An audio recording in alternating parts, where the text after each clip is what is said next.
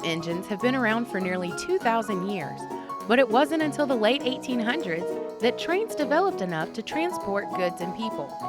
In 1887, the Kansas City, Memphis, and Birmingham Railroad was in need of a halfway point between Memphis, Tennessee, and Birmingham, Alabama. They found this point outside of the Cotton Gin Port community, right along the Tombigbee River. There, the company established the first planned city, Amory, named after Harcourt Amory, a railroad official of Boston, Massachusetts. Amory quickly became a bustling town. People from the neighboring settlement of Cotton Gin Port moved to Amory. Houses and businesses were rolled in on logs, as it was seen that the new town would soon grow to replace Cotton Gin Port. As Amory grew, so did opportunities for industry and business. Many people played roles in making Amory thrive. E.D. Gilmore and Archibald Dalrymple opened the first businesses that helped the town become a center of commerce. Men such as Ike and Tommy Longnecker, Coy Glenn, and Frank Page brought the garment industry to town. This would become one of the largest industries Amory ever had.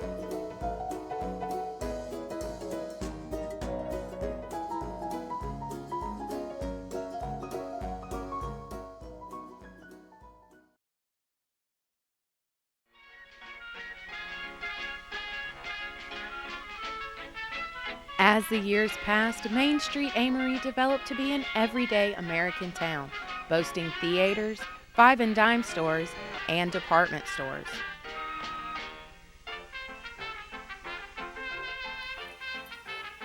Town events were aplenty, with such attractions as sports teams, dances, and parades.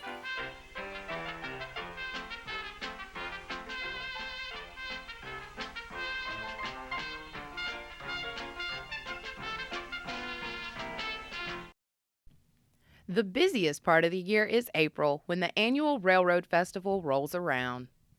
As many as 40,000 people attend the festival each year to explore artists, vendors, and a large spread of local cuisine.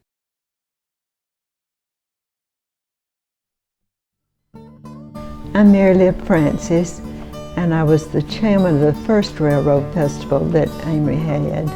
And some people wonder how we got it started. So that's the story that I'll be telling.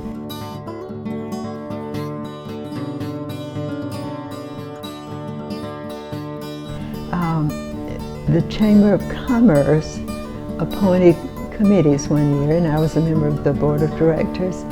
And when they handed out assignments for the year, my assignment was to be chairman of the tourism committee. There was $100 in the budget, and so I got a committee together, and we began to brainstorm about what Amory could do to have a tourist attraction.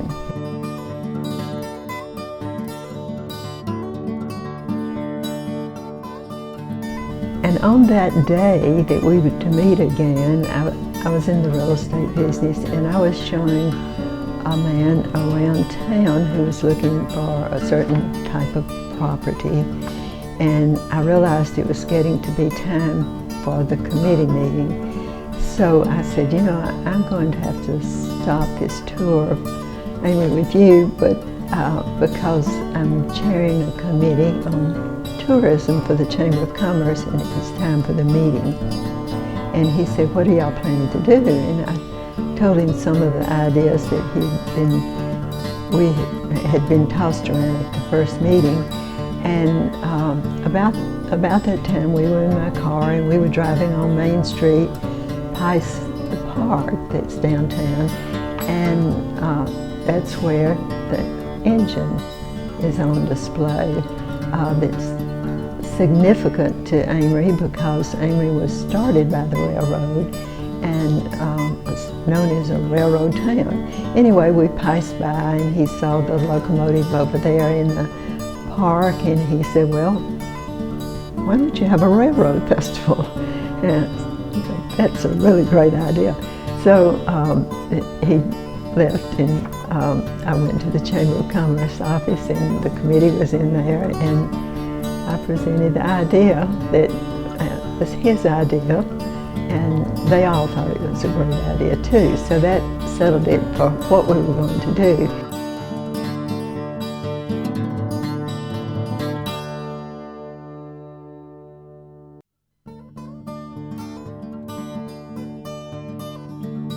So we really had some pretty good music for that first festival.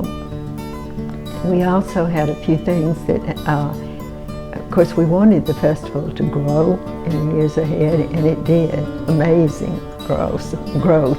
Thousands and thousands of people come every year now. But the first one was smaller. I went up and down Main Street and asked each store if they would keep it in mind and maybe put some kind of special decorations in the window and going along with the railroad theme, and they did that. And then we had a little theater group and approached them about doing a dinner theater performance, and they did that, which was a wonderful addition. That was something people had not been able to attend here before. It had not been done, but they did a fantastic job. It was such an entertaining evening, and so that was a part of our activities.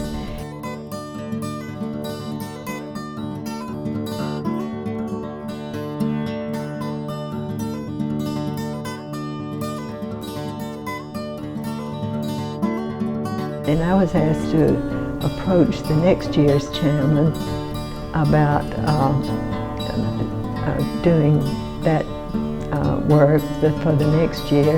And I'll never forget that he said that he envisioned the day when the budget for the Railroad Festival would be larger than the whole budget for the Chamber of Commerce. And I think that did happen.